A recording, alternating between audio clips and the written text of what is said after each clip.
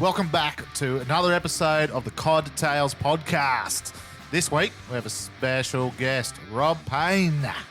And if you haven't heard of Rob Payne, he's from Rob Payne Engineering and Transducer Poles Australia. That's right. So he can build a pole to swing your whole dial on the bottom, mate, and he does a fantastic job at it. We'll get right into that. Oh, for sure. Aluminium, carbon fibre, whatever you want, you can make it.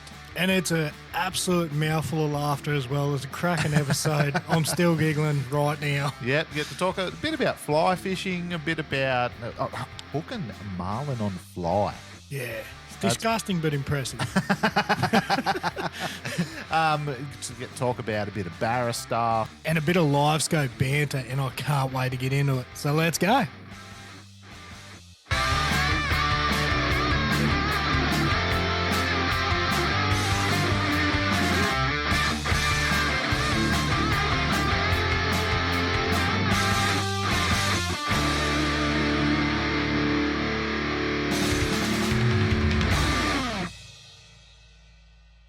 Righto, guys. Welcome back to another episode of the Codtales Podcast. I'm Az. I'm Dane. And this week we've got another special guest, Robbie Payne.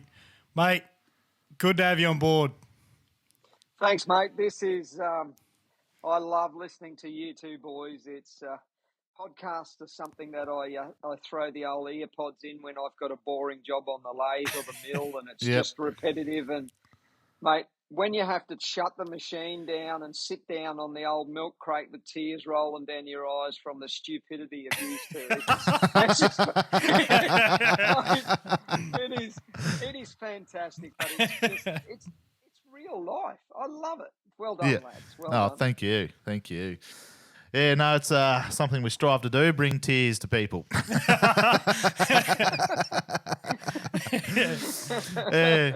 All right, mate, so just a little bit about yourself. So you obviously run Rob Payne Engineering. Can you tell us a little bit about that? So Rob Payne Engineering, my background is basically I'm a jobbing shop machinist. I've spent 25 years of my life repairing Caterpillar and Komatsu machinery. There wouldn't be a bit of Cat or Komatsu machinery around that I haven't touched from the ground to the top of the exhaust pipe in some way, shape, or form. So, yeah, and I left that, went around Australia for 2 years, and come back and just plugged away with what I'm doing now. Oh, beautiful. Yeah, and you've obviously got Transducer Poles Australia as well. That's kicking along well. Yeah, no, that's going really well. Transducer Poles Australia. That's, since I built my first boat when I was 17, and with the advent of me doing a trade as a fitter machinist, specialist welder, I could make all sorts of weird and wonderful things with fishing, and the transducer poles was just. I had them there. I'd made them for many, many years, and then I suppose I was just in the right place at the right time, and it all rolled on. And we don't stop. We keep trying to make things better and better and better and better. Yeah, I've seen it too, mate. I reckon I've seen the first pole from you maybe 4 years ago, and now where you've revolutionised to your poles these days, wow. You can tell you're an engineer. Mate, it's you just love it. When fishing is your passion and you've got the ability to just turn something, mill something, weld something, adapt something to make it work. Like many years ago when we were right into fly fishing, that's all we'd done for 10 years, non-stop. Everything was fly fishing. Travelled around Australia teaching fly fishing, all the rest of it. These are back in the days of the T-ball Gulfstream reels and so forth, that they were basically disprins. You paid $1 million for a disprin. If you didn't look after them, they just dissolved, Yeah. So I come up with made what I called a rat wheel that I could unwind all the backing, hose it off, let it dry, and then wind it back on under tension. And when you got 500 meters of backing, if you're doing billfish fish, oh my God, it was a nightmare to do it without something like that. But you know, in our younger days, we could just wind all the backing off, hose it off, let it dry, come home from work, and if you had a spare 5 minutes, you'd do a couple hundred turns and then walk away from it. And the missus would walk past, and she'd wind a bit more on, and it was never a drama, but it was, and it looked after the reels. You know, they were a lot of money back then. Those Gulf streams, wow. Yeah. It's that sense of practicality that I get out of you. Like, you see a problem, you're like, nah, I can fix this. Wait a second. The first problem was fly fishing. They're the fucking cyclists of the dam. Shit me to tears if you want to swing a rod around like. Yeah, I won't lie. I've got a bit of a soft spot for fly fishing, but Stop it. As far as I've gotten is casting a cotton ball out in the backyard, to be honest. I went and spent $1,000. Spent $1,000 on a rod and reel. Went to the local dam, caught a couple of redfin, got me practice in. Went to the stream, caught a trout, never threw it again. No patience. Well, I absolutely love fly fishing, but my ability to cast is very, very average. It was the missus that could cast like a demon with it. So I used to get the fly line and I'd cut the head off it and I'd put running line behind the head. Yeah. And when I stripped the line off the reel, I'd pull the head out, which is, 20, 25 feet, 30 feet, something like that. And then I'd do 2 or 3 strips with the running line, and that's as far as I cast. Yeah, right. Yeah, that was my ability, and Leanne was basically taught by Rod Harrison and John Rowe. Oh wow! Up here in Queensland, and she can hold 80 feet of line in the air, and just got the hand-eye coordination for it, and I'm a bit like the old spaghetti sucking it up at the Italian restaurant, Oh yeah, I even had I even got looked after when I was running the tackle shop in Orange.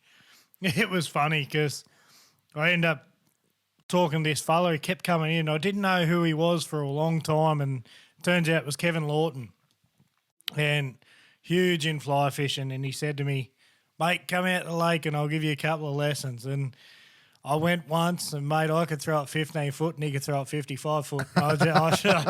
This ain't me, mate. I'm sorry. He said, "You better stick to your spin reels," and that I did. Yeah. So trust me, I could take you fly fishing, and make it very, very simply and easy, and you would enjoy it. It's you don't need to cast a long way. And one of the greatest things that Rod Harrison always used to drill into us, and when we were on the Daly River, we lived there for 6 months, and we fly fished every day bar 2 for the 6 months. Just to give you a bit of an idea of how much fishing we done in that 6 months, we put 2,500 litres of fuel through a 25 2-stroke Yemi in 6 months. Holy shit. Holy dooly. Imagine that these days with the fuel prices. Oh yeah, Dale, we're just going on a $5,000 fishing trip in fuel. Wow. So is fly fishing where you sort of got your start in fishing? Like where did your love for fishing sort of evolve from? Done some very naughty things, like haven't we all? No, fishing for me. The grandparents had a dairy farm on the river, and fishing was a way of life, and nothing got wasted. Like, you'd be shooting mullet with the 22s and whatever. You weren't allowed to use the shotgun because they put pellets in them. The grandmother would get up you for leaving pellets in them with the shotguns, all that sort of stuff. But we'd go jumping mullet, and my very, very first memories of fishing was in the 12-foot Bondwood punt that was built on the farm, and only row, no motor, no nothing. You'd only row it, and you'd be up and down the middle of the river in the middle of the night with a kerosene tin and a kerosene lantern. So the square kerosene tin, cut the top out, put the lantern in the top, and the light would shine out the top, and the fish would jump towards the light. Now, back in those days, you'd be rowing back down to the farmhouse, and Yeah. the boat would be full to the gunnels with mullet, and I'd be laying on top of the potato sacks asleep, going back, and then you'd sit up until 3 o'clock in the morning cleaning mullet, and not one skerrick of that fish ever got wasted, because that was a food source back then, Yeah. Yeah. That's unreal. Yeah. That is so cool. Yeah, it's very, very similar even when I grew up here, mate. Like, we used to go fishing and you'd have, like, you went out and got 20 cod, you'd feed half your street. And it was just the way of life. And then someone else would go out and they'd do the rounds of the street with a couple of fish. Yeah, well, as you got older, your fishing progressed, and when it was sports day at school, I'd wag school. I had my learners. One of my mates had his open, and then we'd go fishing and come back with 500 whiting or something like that, and clean them all up, and everyone would get fed. It was great. We got a day off school, and we thought it was fantastic. Yeah.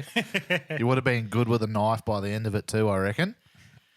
Well, I had to compete with my uncles, and they're still Edward Scissorhands, even though they're finished in their 80s and 70s. We slaughtered one of our sheep this morning, and the uncle come and gave me a hand, and oh my God, you don't even know he changes hands, he's just left and right, and they're both as quick as one another. It's just like, slow down, I need to learn how to do that stuff. Step-by-step procedure, please. Oh yeah. Yes. I got in trouble because when I cut its throat, he says, "You cut it a bit crooked." I'm going, what does it matter? Nah. Not good enough.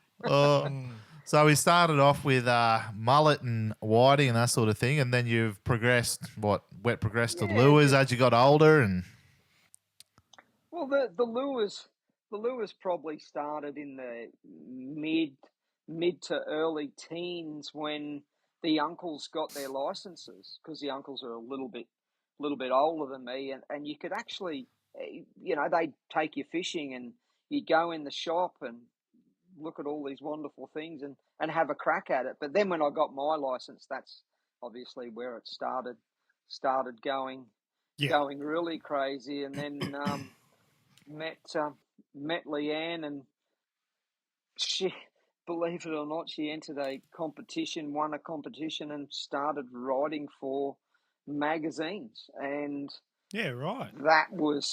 That just started a whole new world for us from the early 90s right through far out. She wrote for 25 years or something. I don't know, a long time. Shit. Yeah. Wow. So we got good stuff. Got to see some really, really crazy places. Got to see some really crazy fishing. It was fantastic. That's awesome. Ball. And if we wanted to see some of her writing, where would we have to go to have a look? Well, some of the old back issue. Our whole trip around Australia was in modern fishing. Awesome. Oh yeah. So that was fairly well covered in modern fishing. Bush and Beach. She wrote for Bush and Beach. Oh geez, I don't remember anymore. She started writing for QFM. That's where she started writing for QFM, and it was Baywatch Fishing. There was a magazine up here, Baywatch Fishing, back in those days. Fishing World, bit in Fishing World, Modern Fishing. Some of the Fly magazines she used to write for. So she's done a fair few of them. Oh yeah. I think, I don't know. At the height of it, it was like trying to feed 10 or 15 magazines a month. Wow. And and I was managing an engineering shop with 60 staff, and she was a legal secretary at the time, and we fished from knock off work Friday to start to work Monday, and a couple of days during the week to feed the habit. Wow. Talk about busy. Oh yeah, but back in those days it was really cool. It was fantastic. Yeah. For sure.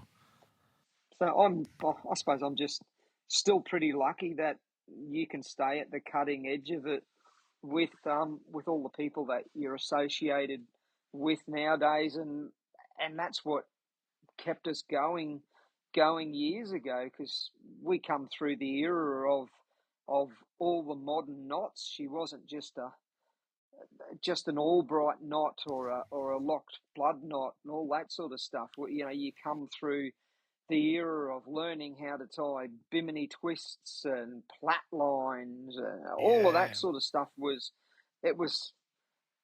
come through the era of when braid first come into effect, and that was mind blowing. And then you had to learn how to tie the braid to the mono. It was just so exciting back then.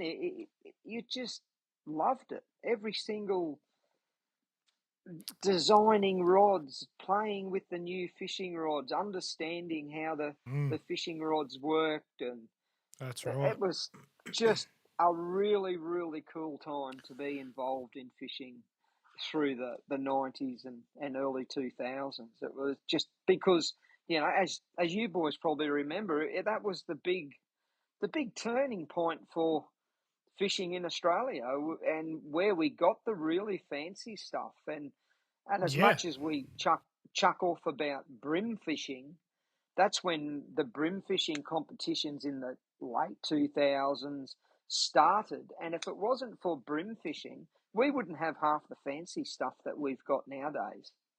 Yeah, that's probably true.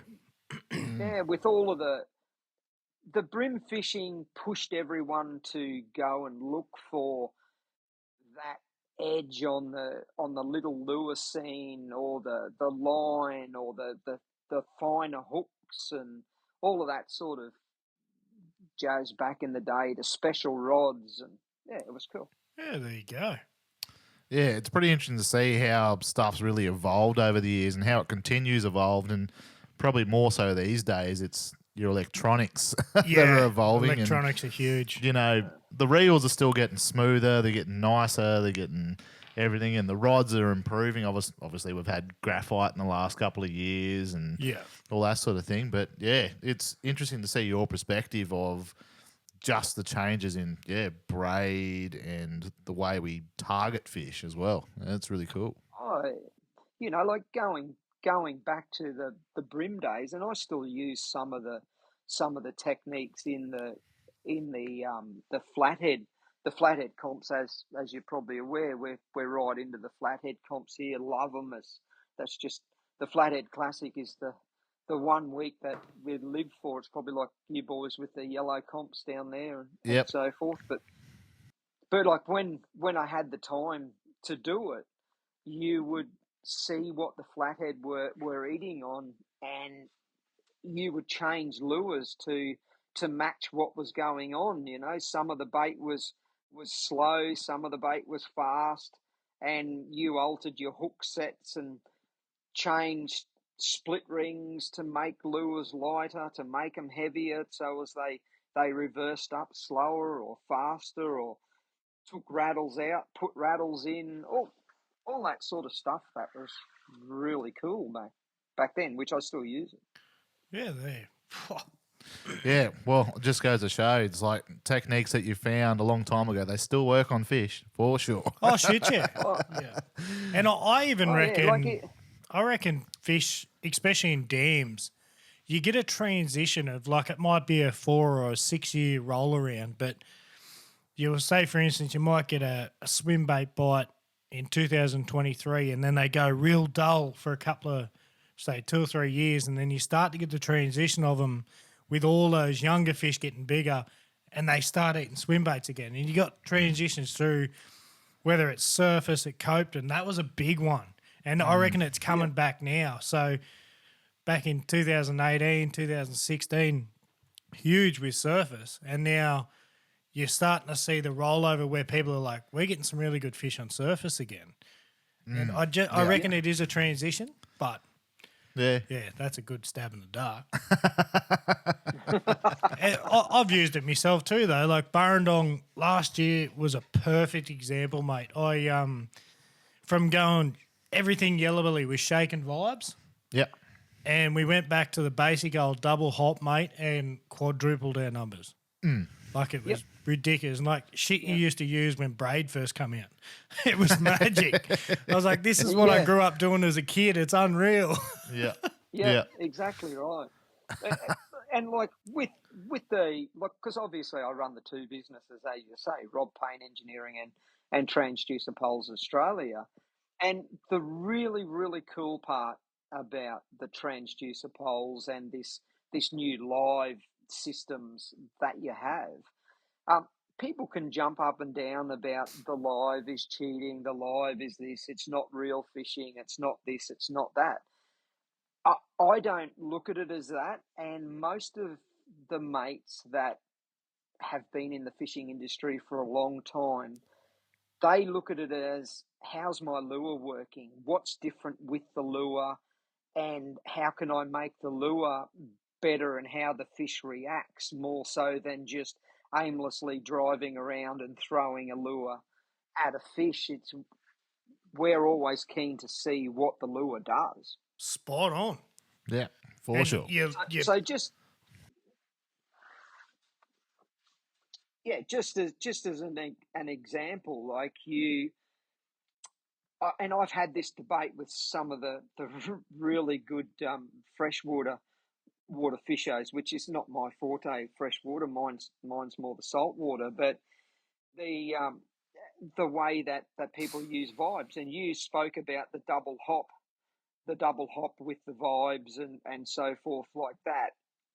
Yeah. And I've been right beside a mate of mine that's just, he's kicking my butt. Like he just catched 19 fish to my one fish, and I'm going, what is going on here? I'm not that stupid, I'm sure, but and then the next day I go to him, right, get up the front here and show me exactly what you're doing with that lure, or just do what you're doing and I'll just watch. And when he was at the back of the boat using his live system, I watched what he was doing. I watched his arm movements. I watched the rod. I watched everything, and I thought, yep, okay, that's easy enough to imitate. And he was catching all the fish. I couldn't catch jack squat.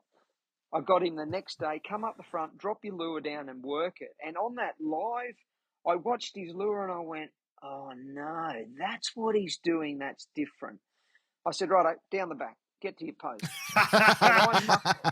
And I mucked around for probably 15 minutes to get that same lure on the bottom that he was getting. Now, my action in my rod looked nothing like what he was doing, but once I got that lure action doing the same thing, we went fish for fish. So it just goes to show that we've all heard the story. Just do what I'm doing. Just do that little twitch like this. And it's not necessarily what is the difference. It's the way that lure's working. And it really, really highlighted it to me that day, that just that simple little movement that he was doing on the bottom was so insignificant, but I could pick it up on the live. And as soon as I started doing that, I started catching fish, because that's what was triggering the fish at that time. And he was onto it as to what it was. So that's where I find the live just so cool. Yeah. Yeah, for sure. Alongside, looking at your lure and figuring out exactly what it's doing and how you can try and, change it slightly to get more bites and that sort of thing. I think one of the biggest advantages with live now is we're finding we can look at a fish and go, he will eat or he won't eat. Oh, yeah. And you can tell straight away. Yeah, you're like, okay, I'm looking at him, going to chuck a lure near him. No reaction. He's head down. He's not really interested. I'm going to move. It's Yeah. not worth my Yeah. time around here. So yeah, it's cool. It's cool to think about, and I probably should pay more attention when Az is fishing because he still outfishes me on the yellers. But yeah, you can, and it is. Like, It's those small little things that people do that it's not. It's almost not comprehensible of what they're doing, but they're catching more fish. And from watching Az over the years, I've sort of started to imitate it a little bit. But before, you could stand side by side, vertically jigging yellers, and he'd get you 10-1 and be like, "What the hell are you doing different?" A lot of practice. but but if I could say one thing there, that just relates to what I learnt with the mate. Don't worry about what he's doing. Just watch what his lure's doing. Make your lure imitate the lure, and you will catch the same as what he does. It's Yeah. all in that. It's all in that lure movement. Oh, absolutely. I remember Windermere, one of the early days of fishing with Dane, and we were both up the front of the nitro, and fucking I went 4 or 5 fish in a row, and then Dane was just standing there. And I was like, what are you fucking doing? And he's like, I'm sick of not catching fish, so I'm going to watch you and see what you do. I was like, fair enough. Well, even like we've heard the stories of the mono versus fluorocarbon, and until you actually see that on the live, you wouldn't believe that out of a suspending jerk shad, you can get 2 feet deeper by using a fluoro versus a mono. So, and you go, no way in the world, but it's 100% true. Oh yeah, yep. There you go. And like, I've even had mates, especially on the weekend. I had a few of the boys that they've come fishing with me a few times, and they're like, well, we had these 20-foot divers on, and when you actually watch them on Livescope casting, they're only getting to 10 feet. And I was like, well, that's exactly right, because every trolling or every hard body lure is measured at trolling, so that's the depth they pick it up at. And I was like, mate, and some of them, like back in the day, when you go back to the old school hard body, timber hard bodies, they didn't measure from a sounder being able to see where their lure was. It was when they hit the bottom and the sounder said 30 foot. Oh, yep, it's a 30-foot diver. Like that was how they measured it. Yes, exactly right. Yeah. Oh, there's just it's pretty cool technology, and to see it in real time that's mind blowing. Oh, it's the best thing. I love it. I do have a soft spot for it, but like obviously we don't fish the river with it, but yeah, I wouldn't go to the dam without it. No way. Yeah, probably the big kick that I get out of it is I've had the opportunity to go on boats with some really good scopers, and you watch the way that they use the pole, and for me, sitting back watching what they were doing was really interesting. And because you're in a different angle, you're on a different mindset. Like, I just put the rod down and just watch what they were doing. And with the older style poles, when I was on the right angle, you could actually see that the transducer would do a figure 8 in the water when you turned it around, from the water pressure to the ovality in the extruded aluminium tube. Even the carbon ones, some of those were oval, and it would rock around and move around and do a figure 8. And when some of the really good competition fishers said to me that they lose a lot of fish because when they're going fast and they're waving the scope backwards and forwards, they see a fish, and by the time they slow down and they flick that transducer around, it's done that figure 8 in the water, and the fish is blurred out and it's hidden behind a pile of sticks or something like that. Like, you would have seen that plenty of times. Oh, yep. When that happens. So that's where this new generation of the bearing poles and all that came from. And some of the blokes that are really good at what they're doing just said, this is worth 3 to 4 fish a day more, because you don't lose the fish, because it doesn't blur out as it does the figure 8 in the water. With the bearing set up or the new sleeve set up, they stay dead true in the water, and you don't blur out the fish that you're following. So that's the kick that I get out of the whole thing, with my involvement in engineering and the passion for fishing. That's awesome. That's interesting to hear. Like, I never really thought about the transducer and how it was actually sitting, and or even the pole it was attached to be honest. But that is actually really interesting to think about. Well, where all of this started off for me with the transducer poles, which to me it was nothing back then, was 8-9 years ago doing the Barramundi competitions. We put a 3-in-1 transducer on there so as we could have a beam running across the transom and along the keel, so you could have two beams in parallel, and you could see the fish swimming down a bank or swimming into a bank.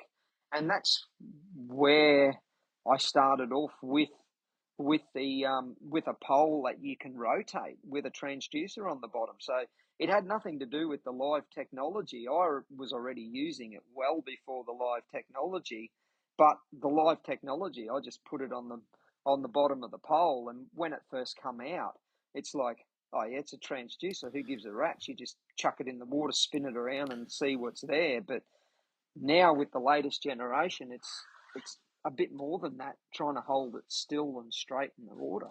Oh yeah, for sure. And then the other. Yeah. Sorry. The other thing with it too is the way the boys are using them for the barra, like the shallow water fish, with the panoptics mode or landscape mode, and they push the pole backwards and forwards in the water to change the depth of the pole. So that's hard to do with the rubberized balls. So now I've got the harder composition balls, so as you can push the pole backwards and forwards, and it's nice and silent, and it's just like pushing a bearing backwards and forwards. So there's none of that wobbling around or anything like that. Yeah, for sure.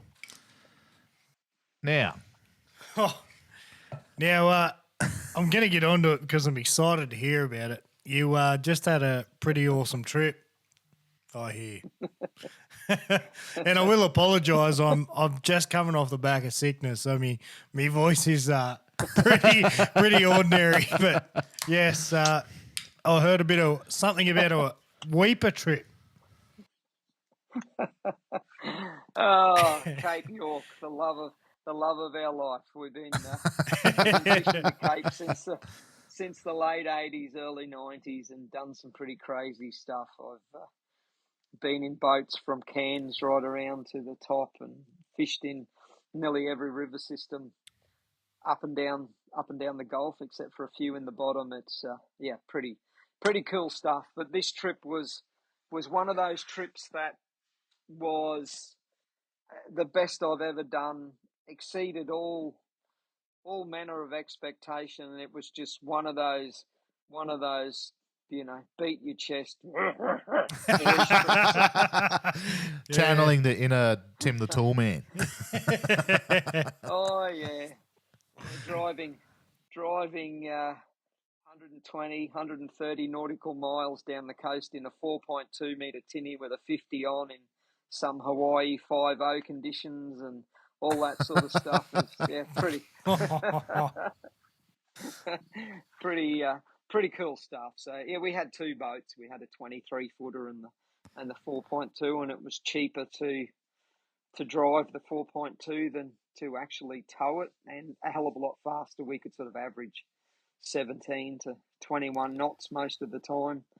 Bit of the Hawaii 5.0 stuff is just suck it up, princess, and go hard or go home.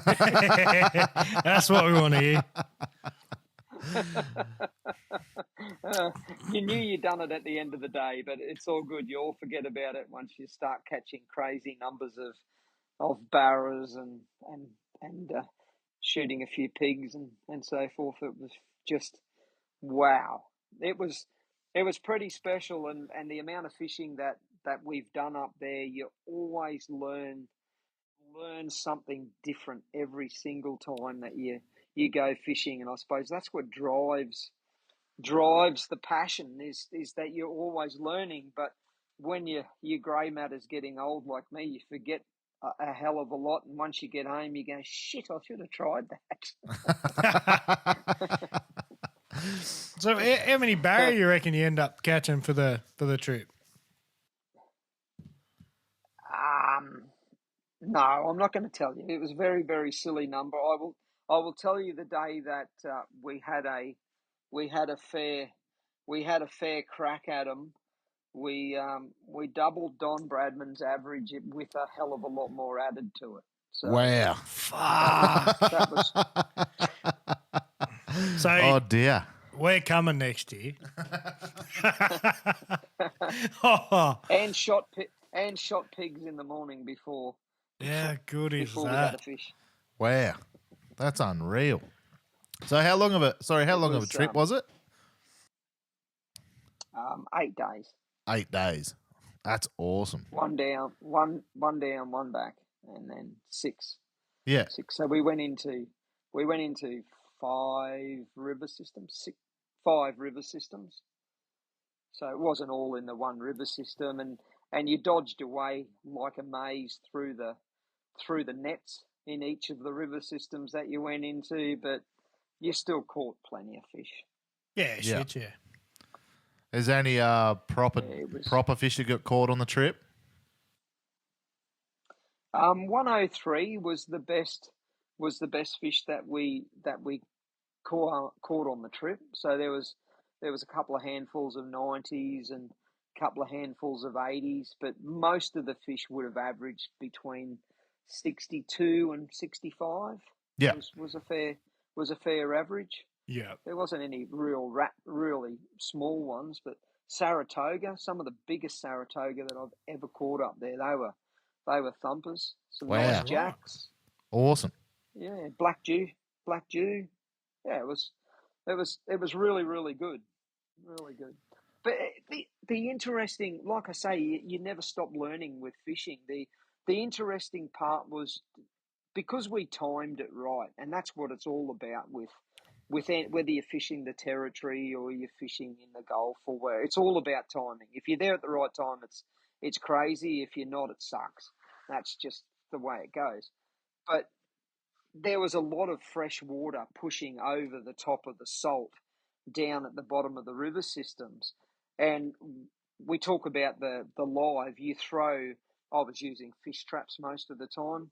You throw a fish trap out, and common sense is going to tell you when you jig your fish trap, it would slowly make its way further and further and further with the current downstream. But with the live, the only thing that was going downstream is the belly and the line, and the lure was staying in exactly the same place, jigging up and down, up and down, up and down. It was just that holy shit, you were letting it.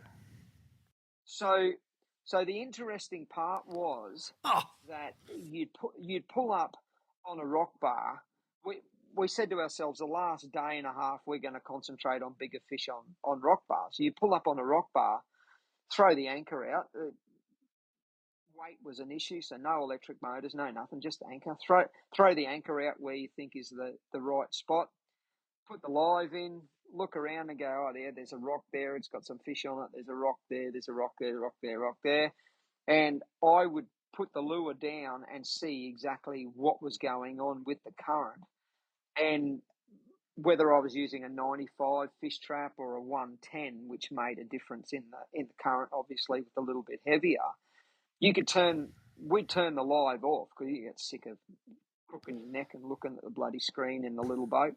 And you would just cast, and wherever you cast that, if you free spooled it down, it would drop straight down and you would stay there in that one spot.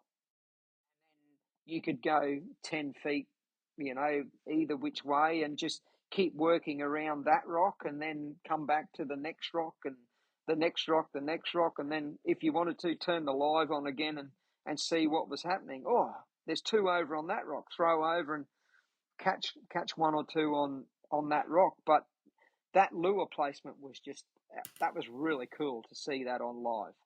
I honestly never even thought that would happen. That's mind blowing.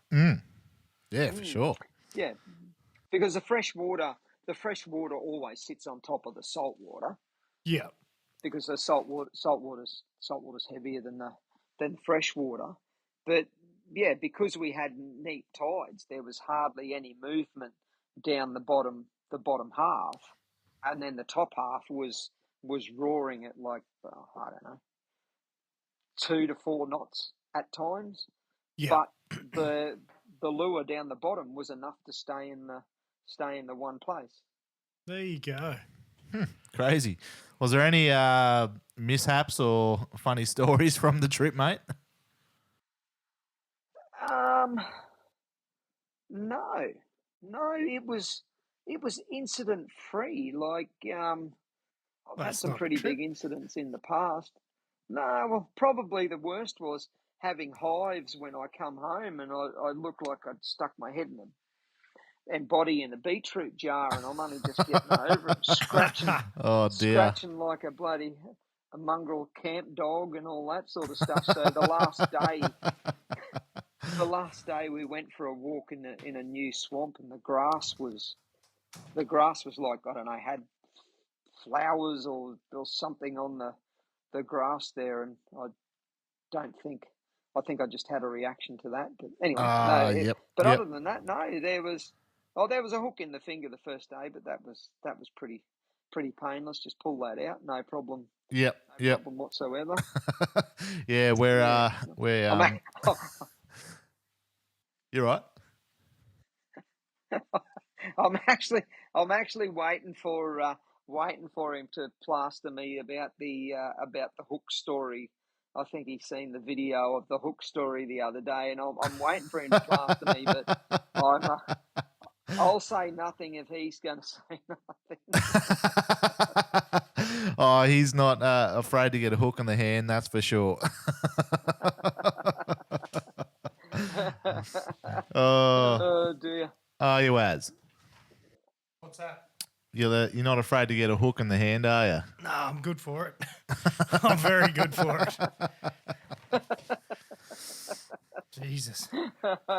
So yes, the trip was very, very incident free, well planned, well organised, used less fuel than what we anticipated, and it was, we've done those trips since the 90s, so we should be getting fairly organised at it by now. Yeah. Aaron might we both might have to take some tips out of your book, mate, because I don't think we've had an incident-free trip for a very long time. I think the worst thing was that because living up in the tropics, as you know, anything that's rubber just falls apart and it's hopeless. And it pulled the old 308 out of the case, and there was no butt cap for the 308, so it's a synthetic stock 308, and where you put that up against your shoulder with a 1.5 mil wide ring around where the butt cap used to be, or the rubber used to be. And no. we both had quite substantial bruises on the shoulder.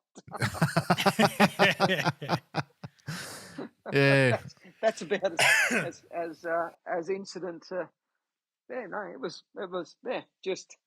Yeah, I done the porn star, fly in, fly out. It was fantastic. Yeah, I think just our trip on the weekend, we went and fished the freshwater fishing championships down at Wyangla. Oh yeah, let's top on that. And yes, on day one we had problems. So we left Dubbo at about 5:30, and we get a call off our good mate Mick, who fishing out of his boat for the weekend, and he get a call at 6:30 and goes, "Oh, boys, the electric motor isn't working. We're like, oh, okay. All right, this is a bit of an issue. He's like, I've got to test a few things just to make sure it's not batteries or remote or something, but I'll get back to you. About 15 minutes later, he said, no, it's dead in the water. What's the game plan? And then we're sort of thinking about, what do we do here? What do we got to do? What can we do? And Mick goes, look, I bought an electric motor down at Kiama about a couple of weeks ago, and it's just sitting there ready to pick up. So game plan decision. We went, righto, 8-hour trip. Let's go pick up this electric motor.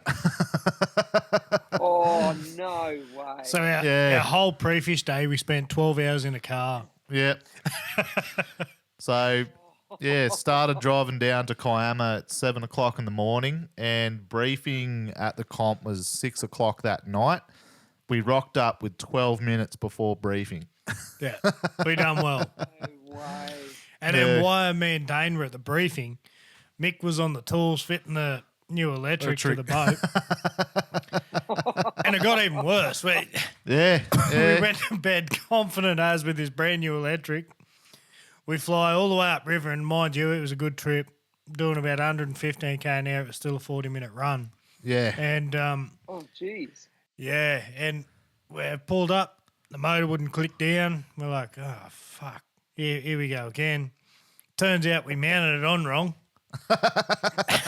So here we are in shallow water trying to deassemble this thing and not lose a fucking part as we're doing it.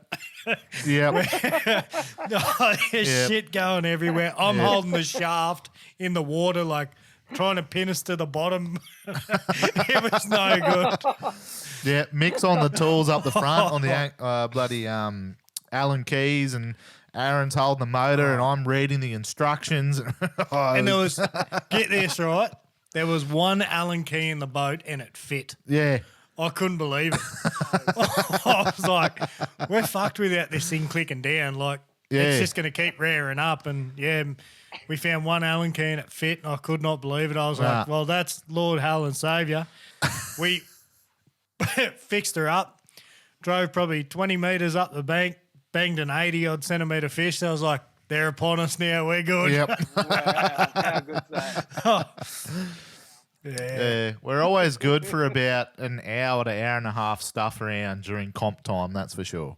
Yeah, it's just something lately. Fucking electric motors. Yeah. Yeah, they've done us in the last couple of trips. Proper. There's something about competitions and sleep. Sleep is normally the minor factor in fishing competitions. It's normally go hard until 3 o'clock in the morning, up at 4:30 and at it again. Yep, for sure. Amen. Oh, Yeah, we've had some crackers. haven't we? Well, yeah, Jesus Christ, we missed some fish that weekend. That was disheartening. A little bit, but yeah, we still managed to work our way up into fifth and stayed there, and not too bad. Field of 50, and we got in the top, so got up there in the pointy end. You boys did bloody well, really, really well. Mm. And you need to go. You need to go and catch some barra, some fish that really pull. mate, by the time this podcast is out, I'll be on Lake Proserpine. So let's go. I'd love to have a. Can you take a GoPro or something like that? Yeah, I'd love mate. to see I'm you. filming it all. I'm filming it all because there'll be a 3-hour episode by the time we get back, and 2.5 hours of it will be fuck ups. So is the misso going up? Yeah, she's heading up. So she's 5 months pregnant now. Yeah, 5 months, 5.5 months. And that was her thing. She wanted to catch one more barra before she pops. So we made the decision that we're going up, and turns out it's the father-in-law's birthday, so we'll do that. And then he's pretty mad on his barra and crabbing and all that stuff. So there'll be plenty of fishing getting done. Yeah, for sure. I want to see the video when she tells you up. Oh, mate, I even took her the weekend before this comp we just went to. I took her out to Barramundi because she said this was her 2 goals, was catch a barra before she pops and go have a good day on the yellers. And I said, yep, righto. So old Mickey Hayden, he's met us over at the local dam, Barramundi. And I set the Livescope up on the back deck, and she just had me little portable going. And I caught the first fish of the day, and I got real cocky. And I spun around her and I said, that's how you do it. That was step one, the biggest fuck up of the day, because she had me then 7-1 by the time me and Mick put another fish in the boat.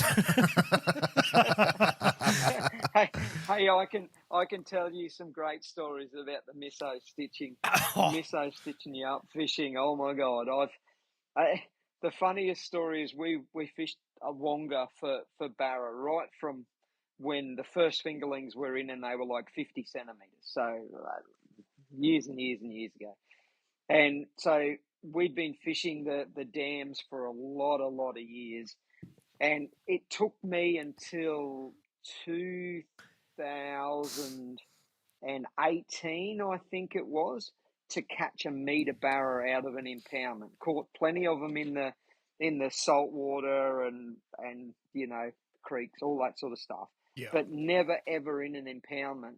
And she tell me up. I watched her catch 8 in a row one night from 123 or something down to, I don't know, 110 or 108 or something like that. 8 in a row, and I couldn't get a bite. And do you think I was getting wild? Oh, anyway. That's when you spring her on with, you're not getting any tonight.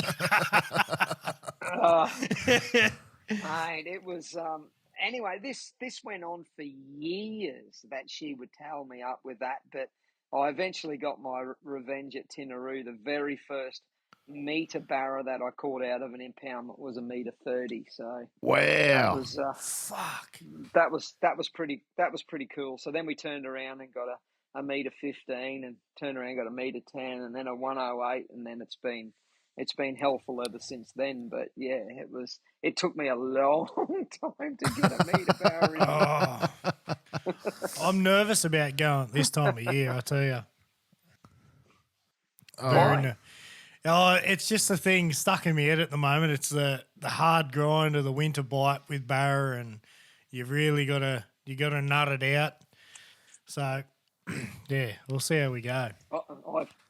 I have heard a whisper that you might be in the best hands you possibly can be. Oh, absolutely, mate. Yeah, I decided that I spoke to Mrs. and said, you know what, it's probably worth getting a guide here for a day. And I got in touch with Lukey Fallon from he was mate. He was such a good character. I rang him and said, I've never caught a barra. I said, I've done plenty of fishing around here, and he said, righto. He said, the thing with up here is we've got to pick the day. I said, yep, sweet. I said, I couldn't give a fuck if you rang me at 3 o'clock in the morning and said, today's the day. And he was like, righto, we'll do it. So start a conversation with him and get him to tell you about the trip I took him down to the Severn cod fishing. Oh, righto. Did he have a blunder? Oh, no. Luke's he's part fish, so no, he doesn't have he doesn't have a blunder. Yeah. He does not have a blunder, but get him to give you you start telling him how good cod is, and he'll yeah.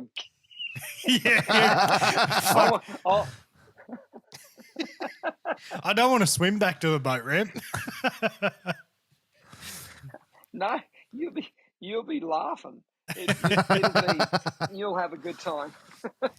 Yeah, no, it should be good. I reckon he's going to teach me a lot in that day, and hopefully I can carry it on when I'm there by myself and doing a couple of runs by myself. I'm really keen on actually getting one on surface as well, so I'm going to do Timber and Kinchin as well. They're going to be my main surface dams, but yeah, Prossy's the one for the big fella.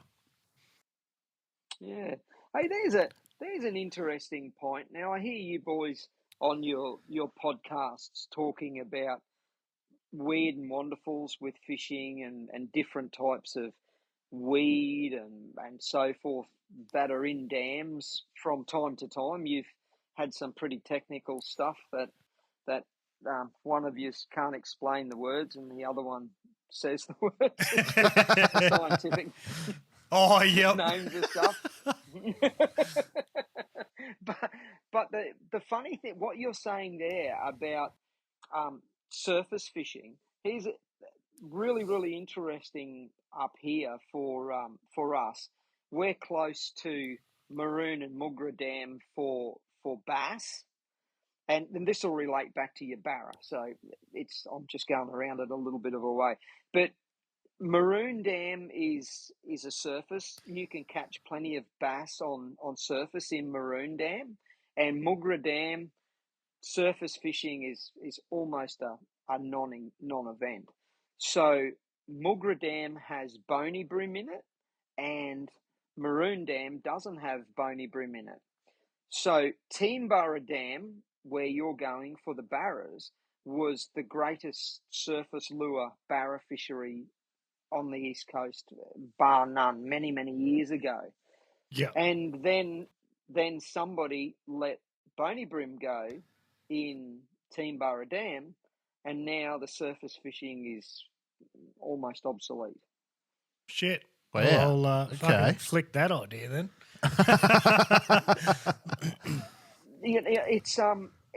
It's just an interesting coincidence that the bony brim, whether it's in our minds or whatever it is the common denominator there, that the bony brim seem to contribute to no surface bites, whereas the dam without bony brim, you've got a surface bite. So there's an interesting fact for you. That is really, really interesting. Yeah, what would it be about bony brim that doesn't trigger fish to want to feed surface? Yeah, like if, I don't know, it could be bony brim, once they get frightened, they go towards the surface, or... Yeah, there's got to be something there we're all got to work out. I don't know, but I can certainly tell you that when you have to pull tons of them out of a gill net and your hands end up 3 times the size they normally are from the spikes in them, you just get the shits with them. Yeah, God, yeah. Yeah, well, that's interesting. I'm very excited. After this podcast, I'm definitely going to come home and have an absolute story to tell of how many times I fucked up. But it's going to happen, mate. There's no bite and give up and wind them in. No, that's right. And it was funny. I was talking to a few of the boys, and you get so many people tell you different things, and like, oh yeah, if you want to use topwater frogs, 20 pound, it cuts through the weed better, and blah blah blah. And then I've got some blokes going, mate, I get fucking dusted on 60 pound in Prosy all the time, and I'm like, what am I going to do? Like, so now I've got 10 rods going with me, and I've got everything from 20 pound to 60 pound. I've got everything.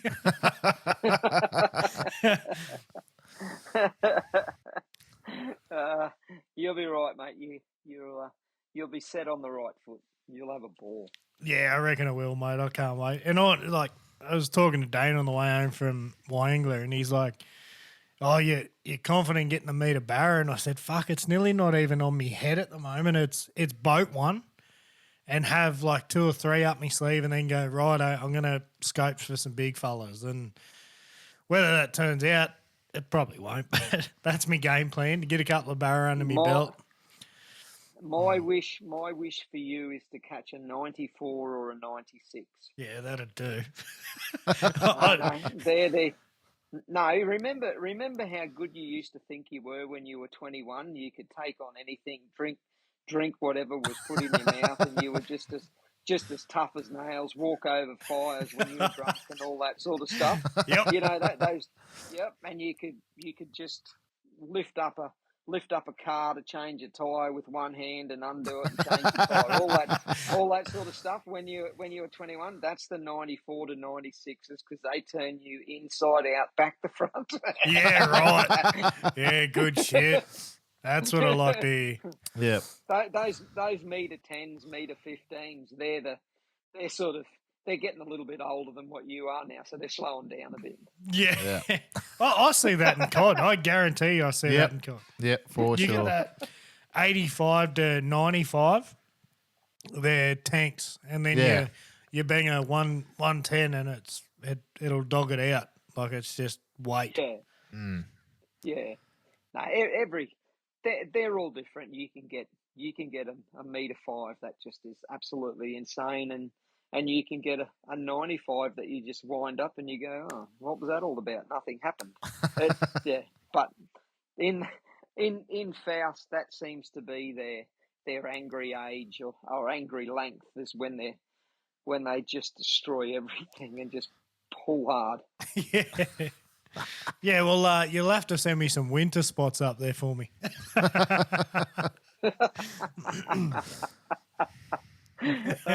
You'll be right, mate. You'll be right. Yeah, no, it should be. It's good that you're not locked into a date. No, that's right. Yeah, we're just going to pick our days and go, and then me and the miss, I think we're leaving 4 days early or 3 days early, and then we're going to go do Timber and Kinchik because they're nice and close together, and then travel home. And then, I'm nearly trying to squeeze Callide in there, but it's probably not going to fit. Yeah, but if you just use all your cod tricks, you'll find barras in dams like Kinchik and stuff like that, especially fishing the weed beds. You know, the cod like the weed because the water heats up quicker in the weed in winter and all that sort of stuff. So yeah, and you look for the oxygen weed, and which is the Elodia and not the Kabomba. So the Kabomba's the fluffy one, and the Elodia is the little leaf one. If you're into aquariums as a kid. Yeah, that's the oxygen weed, gives off more oxygen than the one lets off more oxygen than the other, and then the colour of the weed heats the water up quicker than the rest of the dam. So the laneways, the warm laneways are in there. If you imagine them laying there with their little Elodia blankets on, all snug and warm, and then your lure comes past and they go, oh! Yeah. That's interesting that you say that, like, different types of weed sort of mean better things for anglers. Like, Yeah. the one thing that I've found, especially over the last year with cod fishing, is that finding, the little fluffy weed patches, especially in Mulwala, I found fishing down there. As soon as we found that, well, I call it umbrella grass. It sort of just looks like grass with little umbrellas all the way up it. As soon as we found that and we worked over those weed patches, we found way more fish than, your normal ribbon weed or anything like that in the dam. But it only just clicked to me in my head after you said that. Went, crap, it's about the different types of weed and what they do for the water quality and what they do for the water temp, probably. Yeah. Yeah. Well, you and I'm talking Barra, and I don't know whether cod are the same in a river situation. If you've got a solid tree, so say you got an old blue gum that's like 3 foot round and he's sticking up out of the water and he's got some 6-inch branches coming off it, and then you've got a little, I don't know, dead willow tree with spindly sticks and really spindly, sick-looking dead tree in the middle of the river. For barra fishing, I'd just go straight to that little spindly one, bugger the big one. It's the spindly one that will hold the barras, and I don't know whether that's the same for the cod. I don't. Yeah, it's nearly completely opposite. Knowledge. Yeah, for big cod, I suppose we always think about, especially look at an old stump, you go, old stump, old fish. Yeah. That sort of thing. But, yeah, it's interesting to think about how just the different stuff you find in the water and how you target that bit of water is going to change the sort of bites you get. Yeah, well, you have a look at some of the videos, like from some of the lodges up in the territory or some of the places where they're catching barras in the territory, and they're having a crazy session.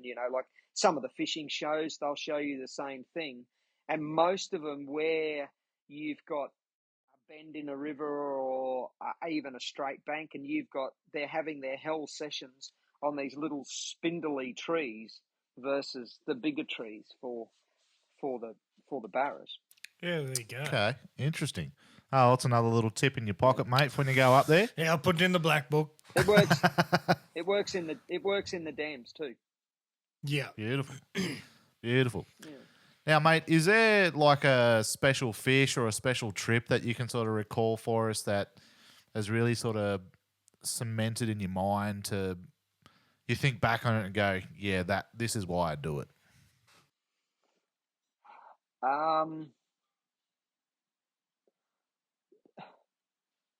Too many. Probably. No, yeah. There is a few, but your first barramundi. I think I caught my first barramundi when I was probably 14 or something like that on the junction of the Angalari and the Vic River in the territory up there, and just I don't know. There's something about the barras that is so, their bite, the way they fight, the way they destroy your gear, the whole lot is pretty cool. But I suppose the big thing was that 130 barra. That trip was pretty special. When you're full of elation and you thought you were going to die on the same night, it's I suppose that's from one extreme to the other. So we'd been fishing that afternoon and went, oh, let's go and have something to eat and have a bit of a kip in the car. And this is February at Tinaroo Dam. Well, man, I had undies wrapped around my hands. I had every pair of socks on. I had shirts wrapped around I had every bit of clothing in my bag. I had seat covers ripped off the car. I was going to die in that. It was just so damn cold. It was ridiculous. And my mate was in the back in his swag, all nice and warm. And I'm like, oh, you bastard, let's just go fishing. So we pushed the boat out and first run past and I got that 130 and it was like, I wasn't cold anymore and I wasn't going to die anymore. And it was like, oh my God, getting rebirthed. When you're talking cold up there, you're talking what, 10 degrees? Well, I reckon anything under 20, 22 should be illegal. Yeah. Mate, I would love for you to come down and do some cod trips with us, I think. Just on the weekend, mate, Az turned around to me and said, you've got ice build up on your beanie. I was like, no, I don't. Yeah, I had little ice crystals forming up on my beanie from shooting across the dam. Oh, no. I have done the Black Moon surface lure fishing at the cod factory at Copton a few times, and yeah, that was just hours and upon hours of plop, plop, plop, plop, plop, plop, plop, plop, plop, plop, plop, plop. Bang, got one. Oh, right. Wind it in. I'm like, where's the fight? But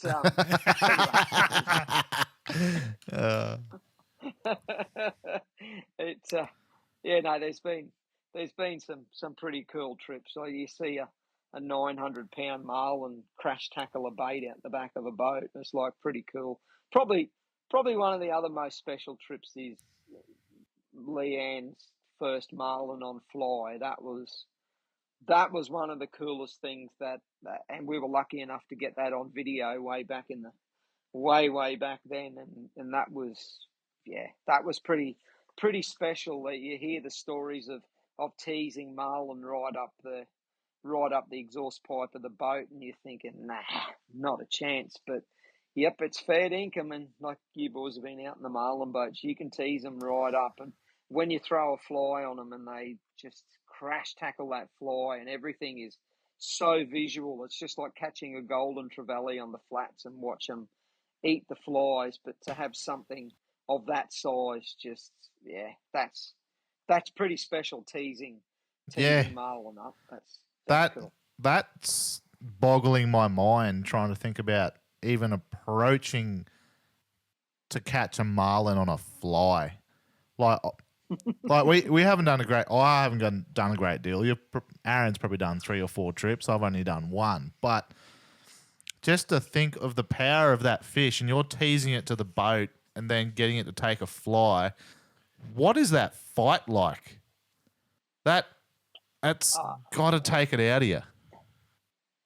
Oh, it's insane. Like the first one that she got on fly, the first one that she hooked, a knot come up, wrapped around her hand, drove a hand straight into the stripper guide, tried to pull a hand through the stripper guide, and snapped the fly line.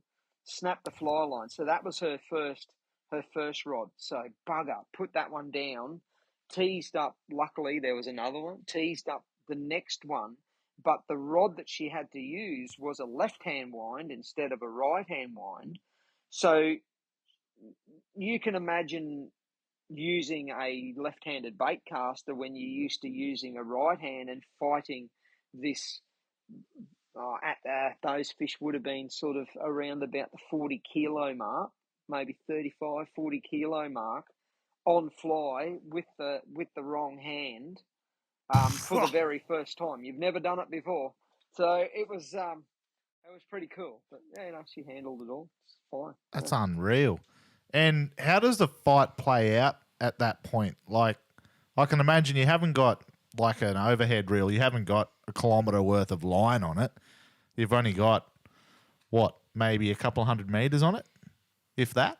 Normally, if you've got your fly stuff, you have 500 or more meters of backing, and that backing is like a 30 or 50 pound braid that you put on the reel, and then your fly line goes on top of that. Gotcha. Right.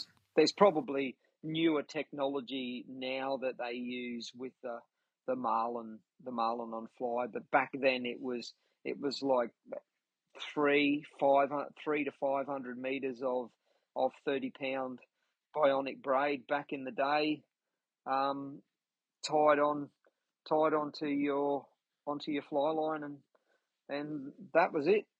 And it's pretty once you get the fly line cleared and you've got it on the reel, it's just a standard fight. But you've got 1-to-1 with a bloody 4-inch friggin' reel, so you don't get much. You don't get many revolutions. No, not at all. Or I should say, it takes a lot of revolutions to get your line back. Yeah, for sure. They would dead set need a defibrillator on the boat if I'd done that shit. Yeah. I remember on the overhead gear, and after catching my marlin, I was like, I sat down for a good 2 hours. Easy. I was bastard. And he had the shortest fight of the day. Yeah, it was great. I took one for as long as he did, and it still didn't stop fucking running. Yeah. So, is there any sort of fish that you guys wouldn't target with a fly? Like if you're going all the way up to a marlin, is there anything that you... No. Oh, shit, no. No, she's had pretty big mako sharks on fly. Wow. Everything that swims, yeah. I actually want to go and do that jungle pooning on fly. Have you seen those videos of jungle poons? Yeah, they look big. I haven't. Can you explain it for me? Well, you've got these 150 pound tarpons in like your local river there, and these crazy buggers are in like little round float tubes, and they're fly fishing for them, and they're like, these fish are like 6 foot long, massive things, and in the middle of this jungle. It's just Google it up, jungle poons. It's that really gets your heart racing. Wow. That or mine. Yeah, that's pretty cool. Yeah, and the little things they use, like they've got flippers on their feet to move around and stuff. And Yeah. I'm like, the fucking fish you're targeting would clean take them off. Oh yeah. Oh, yeah. Imagine if the line went around your legs or something like that. Like, wow. Yeah, shit, yeah. Yeah, that's Anyway, that's nuts. the sort of crazy things.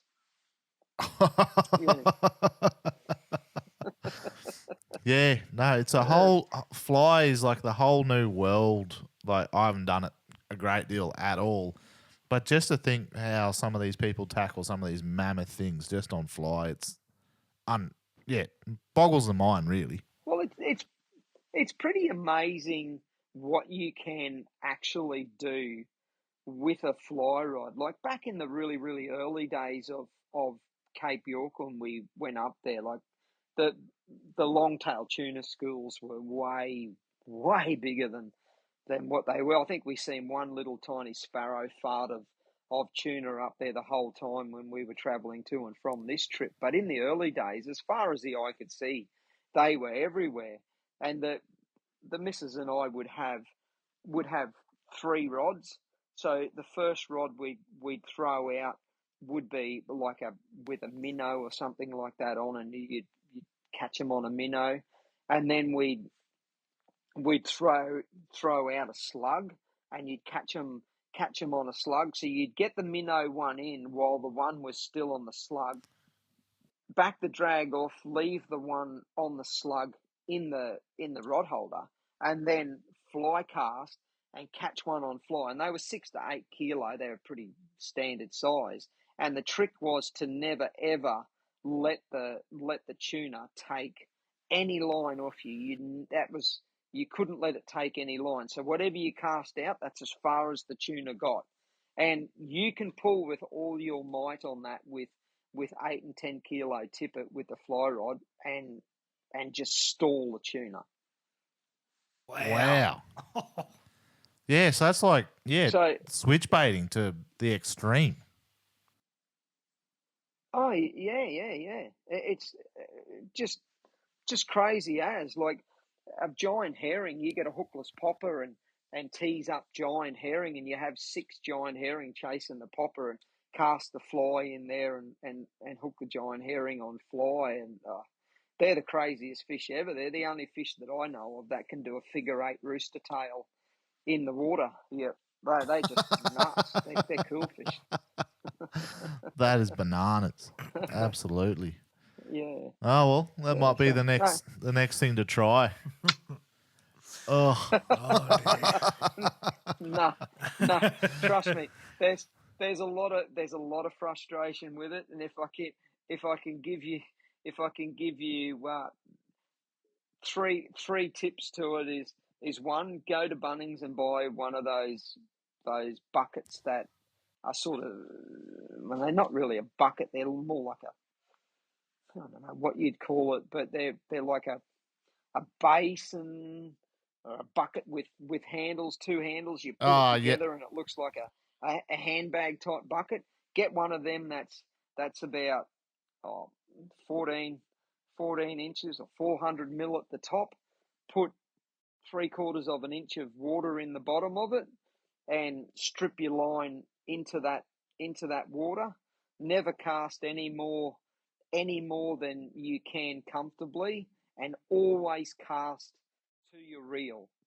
Do not leave line on the floor left after you've done a cast. So meaning if you can cast 40 feet of line comfortably, don't lay 100 feet of line on the floor and just continue to cast 40 feet, because what happens is you get the old, or every single bird that's within 10 kilometers comes and sits on your fly line, shits on it, scratches it, ties it in knots. So when you do get a good fish, it all jumps up, goes into the stripper guide and snaps the fish off after an hour, and you go, well, fuck, that wasn't fun. So what actually so what I'm saying is, when you have a lot of line on the floor and you're only casting a short amount of line, it it puts loops or twists in the line that's on the floor. So when it does eventually come off the floor, when you get a good fish to get the fish on the reel, it all twists up and ends up just like getting fishing line and twisting opposite ways. And you know how it goes into that loop. Yeah. When you do that with a fishing line, it does that with the fly line on the floor.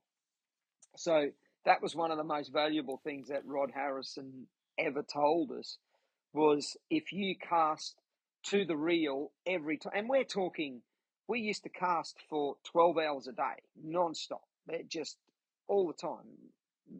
And when you're doing that, if you cast to your reel, what happens is you don't get those loops or knots in your line if it's jumping off the floor and running through. If you get a good fish, it stays straighter.